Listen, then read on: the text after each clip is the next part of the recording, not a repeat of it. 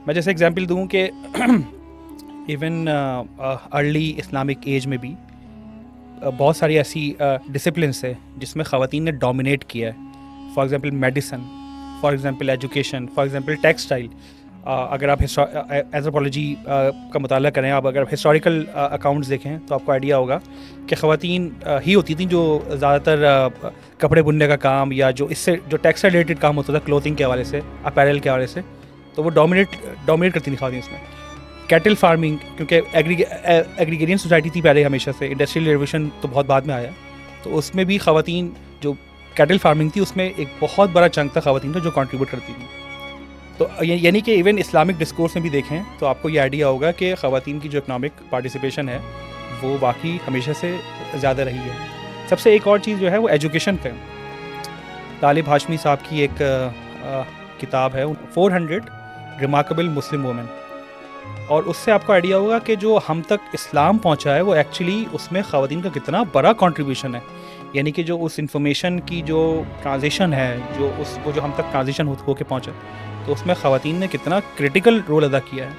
हमारी जो सहाबियात हैं उनका अगर आप जिक्र देखें तो they participated in battles, they participated in wars. तो जो हमारी सहाबियात थी वो as a first aid workers वहाँ पे काम कर रही होती थी कि जो भी ज़ख्मी होते थे, और वॉर के जो बैटल के ज़ख्मी आप यकीनन आजकल देख रहे होंगे, जो एक कुछ सिक्के एरिया में जो जंग चल रही है वहाँ से कैसी इमेजेस आती हैं। तो जो वॉर के हेल्थ वर्कर्स होते हैं उनकी तो ट्रेनिंग ही बहुत नेक्स्ट लेवल होती है। एक ख़ास टेम्परामेंट चाहिए, एक साइकोलॉजिकल स्ट्रेंथ चाहिए, और ख़ासकर एक मेडिकल एक्यूमेंट चाहिए। तो इतनी क्रिटिकल रिस्पॉन्सिबिलिटीज़ वो कर रही हैं, घर में रह कर कैसे कर सकती हैं वो। और बस अगर तो रिलीजन इसके ऊपर प्रेडिकेटेड होता है कि जी खातून घर से बाहर नहीं निकली, तो वो सारी ट्रेनिंग जो मेडिसिन की है, जो वॉर की है, जो बैटल की है, वो घर में रह के कैसे पॉसिबल है, नंबर 1। नंबर 2 ये है कि आप कुछ साबियत के वाक़यात देखें, जैसे हज़रत उम्मे अमारा का वाक़या है, जैसे ग़ज़वा ओहद का आप देखेंगे जिसमें मुसलमानों को एक ड्रॉबैक हुआ था। तो उसमें नबी पाक सल्लल्लाहु अलैहि वसल्लम के ख़ुद के अल्फाज है कि मैं जहाँ देखूँ मुझे उम्मे अमारा जो है वो आती थी नज़र, यानी कि वो फ्रंट लाइन वॉरियर बन गई थी।